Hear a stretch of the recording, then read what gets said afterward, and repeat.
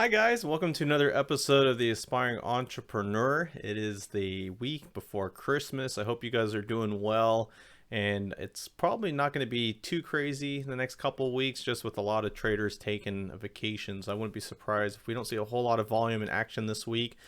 We do have 3 full days of trading, and then we have a half day trading on Christmas Eve. And as always, I wish you guys a very happy holiday season, and thanks again for joining us tonight. I'd like to kick things off in this video by starting off with Apple, and I'd like to talk about sort of just recent price action and what we can expect moving forward. So let's just jump right into it. So what I've done here on my daily chart is I've actually outlined a couple points here of interest. The first one is being a resistance line of 129, which we hit the last couple days last week on Thursday and Friday. And so you can see looking left here that the last couple of days we've had this sort of 129, and it's also acted as previous resistance.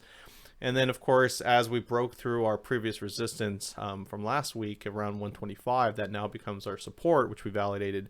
So you can see about last week we had some consolidation, and we've hit this level here around the iPhone event, and then previously it's also acted as a support.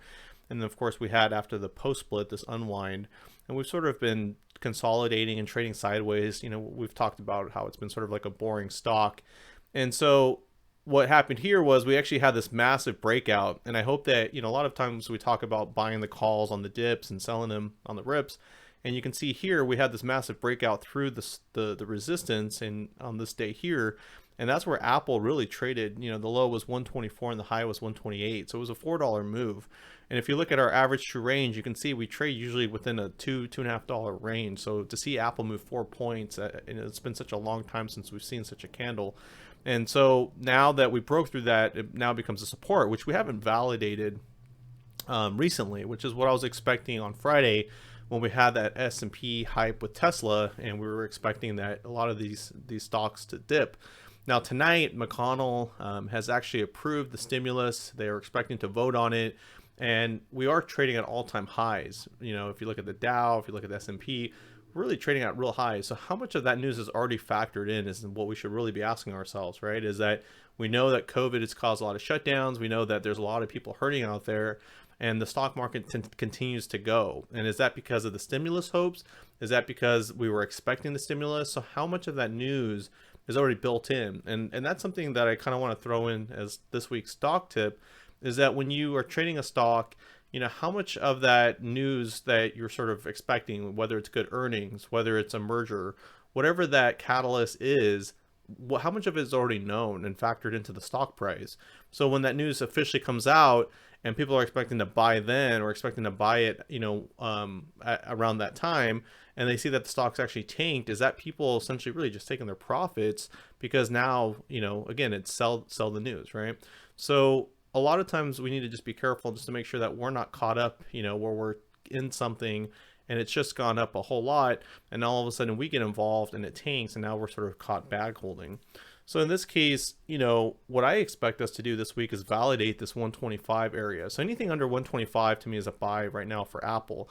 As you can see, we started to uptick now in our Bollinger Band, and anything on this upper band is bullish, but anything that we toggle between this sort of 20-day moving average and this upper band is still bullish. So you can see pretty much since the end of November, we've been trading between the upper and middle band. And what I really expect to see is sort of a cross intersection here between the 124, 125 area and this and the support for us to validate it. So we'll be going between this upper band and here. And like I said, just because given the S&P news and given, you know, the sort of sell and rebalancing that needs to happen, I expect that some of the tech names to sell off. And of course, like I said, you know, the stimulus has now been factored in, or will be factored in by tomorrow.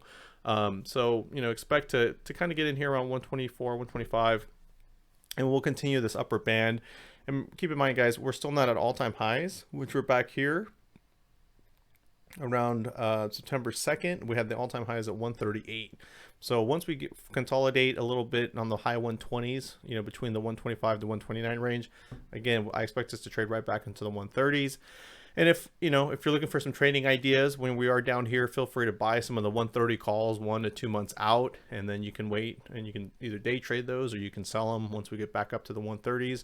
And last week I did come up with a video twice, once in the middle of the week, just because I was so excited about this move that we had. And we've been talking about the stock for so long now that this move was just awesome for anybody who's been following my videos, who's been, sort of trading Apple. I mean, this was just a great celebration day, and just the fact that we can hold that level just is a great sign as well.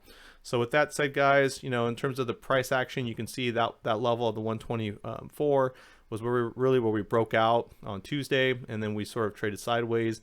Didn't get that sell-off that I expected on Friday, but like I said, I expect us to validate the support this week, and then we'll get back up into the 129s, and then hopefully up to the 130s pretty soon.